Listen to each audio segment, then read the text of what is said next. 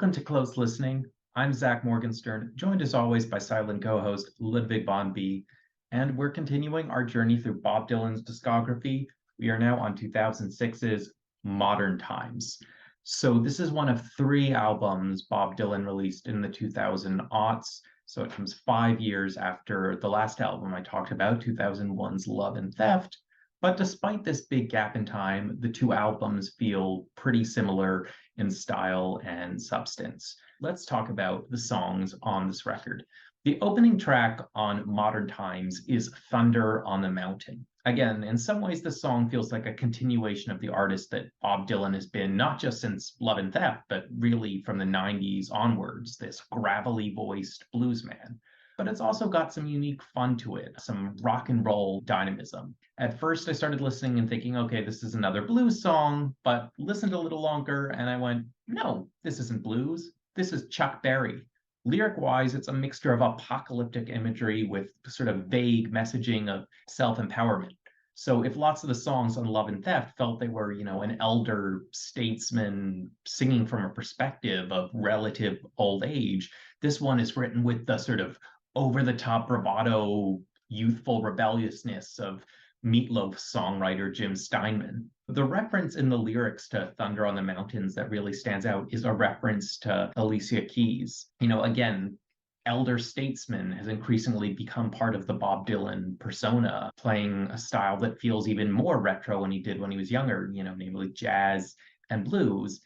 And yet he's name dropping this contemporary performer on this record as if to say, I am part of this contemporary musical moment. I listen to all kinds of music, and we don't have to view jazz and blues as things of the past. They can be in conversation with contemporary popular music. There's also a reference in the Alicia Keys line to Tennessee. So again, possibly trying to link up Dylan's rural Americana imagery with this New York associated contemporary artist.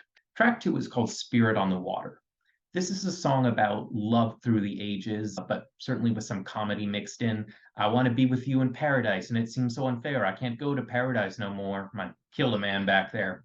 One of the things I've noticed with Dylan is that no matter what kind of album he's making, no matter what the genre, he always writes the same kind of lyrics. For the most part, it feels like he's allergic to writing short, simple, to the point kind of songs. So whether he's writing synthy pop stuff or writing Chuck Berry-esque stuff, or in the case of this tune, writing something that sounds very jazzy, the song ends up being over 7 minutes long.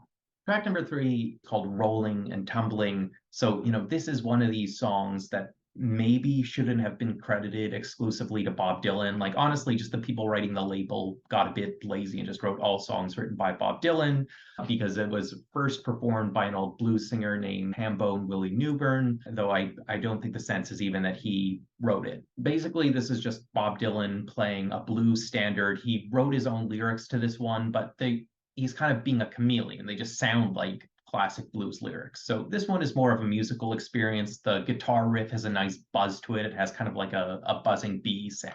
Track number 4 is called When the Deal Goes Down, and this is based on a song that Bing Crosby used to sing and co-wrote. So like several tracks on this album, this one seems to be about the appeal of and the struggle for loyalty. Another thing about it, despite the song regularly referring to you, as in I'll be with you when the deal goes down, in most of the song, the singer seems to be talking about himself being alone.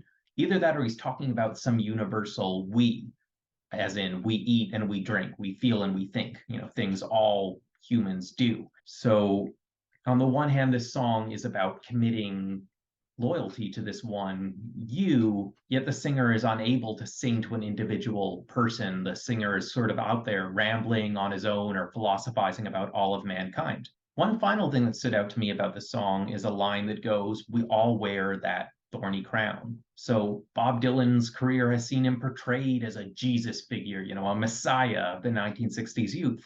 It also saw him, pay tribute to the literal Jesus figure when he had his evangelical Christian period in the early 80s. And now finally with this record, he seems to be going for some weird metaphor of we're all Jesus figures in some way or another.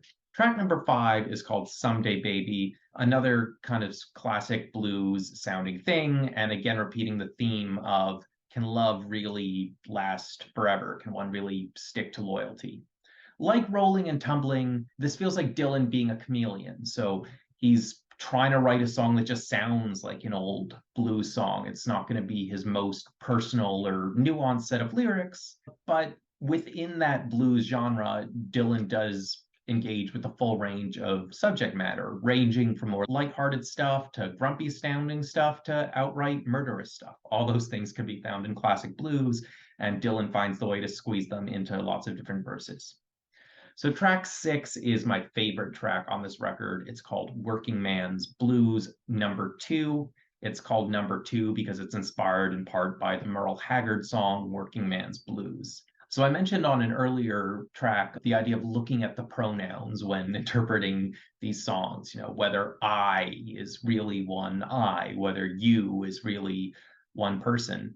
So one way to interpret this song is that Dylan is kind of putting together various working class figures dealing with various struggles as America's proletariat has collectively seen their power decrease starting with the 1980s. So references to characters, losing themselves to drinking, to, I guess, joining the army to get the social benefits that provides, to possibly becoming a revolutionary against capitalism, to just, putting on the suit and entering hustle culture and trying to somehow come out on top. Another interpretation of this song is that it is about one figure, but it's a very detailed portrayal of their life. This is, a rare protest song from Bob Dylan. After the early 1960s, he mostly left political writing in the past. And this is, an example of him returning to politics. Yet it's not just agitprop. It's not him jumping to the political message. Instead, he's bringing out the politics by bringing out a real character. I think regardless, this song is very beautiful. The piano playing is beautiful. The chorus is a bit long, but once you get used to it, it adds a catchy element. This is a great song, an underappreciated modern Bob Dylan classic. Track number 7 is called Beyond the Horizon. It opens with, what could be called like a folksy or jazzy version of the Jaws riff, do do do do do do, except it's do do do do, and it's familiar themes. It's about living your whole life with someone, acknowledging that that can be, for some people, a gargantuan effort. Track number 8 is called Nettie Moore. I would say this is the second real standout song on this album. Kind of has a cowboy vibe, but it's also just dealing with the bleak imagery of everyday life. Sometimes when Dylan worries that the listener to his songs is taking him too seriously, seeing him as some kind of genius, some kind of prophet, he'll throw in lyrics that are a bit lower quality or a bit sillier to kind of throw you off that track. So there's a bit that goes, blues this morning, falling down like hail, gonna leave a greasy trail. I don't know, something about that word greasy there kind of takes the seriousness out of the song, and it's just a nice Dylan kind of writing mannerism. But anyway, the character in this song, as the verses progress, gradually moves towards a religious conversion. And there's kind of a mismatch between the verses, which see this character gradually becoming disillusioned with society and seemingly giving into Christianity, and the chorus, which is just about loving this woman named Nettie Moore. So perhaps Bob Dylan is doing the thing with this song where he's using religion as a metaphor for love. You become devoted to someone as if they are your God. But I think another valid interpretation is that this song is about how people are drawn to religion, not necessarily because religion is compelling on its own merits, but because it can seem compelling in a desperate situation. The singer of the song is desperate for various reasons, and he misses his love, Nettie Moore, and as such, he allows his mind to be seduced by Christianity. Track number 9 is called The Levee's Gonna Break. So a song that is originally by Memphis Minnie and Kansas Joe McCoy, because they indeed wrote a blues song with that name, and that's where the concept comes from. But at the same time, Bob Dylan has written a lot of the lyrics, and you kind of wish he'd just, given it a slightly different title, because then he could say it's his own original work, because again, there's so many blues songs with the same chord patterns. I feel like what Bob Dylan's spin on this is, rather than the original, which is just sort of about someone having a tough luck life and trying to make better of it, is he tries to make it this grander metaphor about the American dream. So there's a part that goes, some people on the road carrying everything they own, some people got barely enough skin to cover their bones, followed by a part that goes, put on your cat clothes, mama, put on your evening dress, a few more years of hard work, then there'll be 1,000 years of happiness. The final track on this album is called Ain't Talkin'. I interpret this one as being in the same tradition as A Hard Rain's Gonna Fall, and that it feels like it's saying, I can walk, which is his way of saying bear witness to all the horrible things in the world, but I can't talk, as in he can't actually propose any real solutions to them. And then the second part of the course goes, heart burning, still yearning. So you might ask, well, why, if you've been walking, not talking for all these years, you feel like you're just listing problems and not saying solutions, why do you keep going? And the answer is because there's still something in you. There's that constant drive to remain political, to remain critical, to believe that if you engage in the world, someday the breakthrough will come through. And I think this is a feeling a lot of activist types or a lot of politically minded people have. The song kind of has dark cowboy vibes, like the scene before a shootout. I don't know. It's not my favorite song, but lyric wise, it's a good place to end the record. So, as I said, Modern Times is a pretty similar feel to Love and Theft. They're probably about equal as albums. I feel like what Love and Theft has going for it is both Mississippi and Lonesome Day Blues are real earworms, but I feel like this album is maybe a bit more consistently entertaining overall. And I also appreciate that, I mean, if you go by what my judgment is for two best songs on here, Working Man's Blues #2 and Nettie Moore, the fact that he doesn't, start with those, that they're both in the second half of the album, that he makes you wait.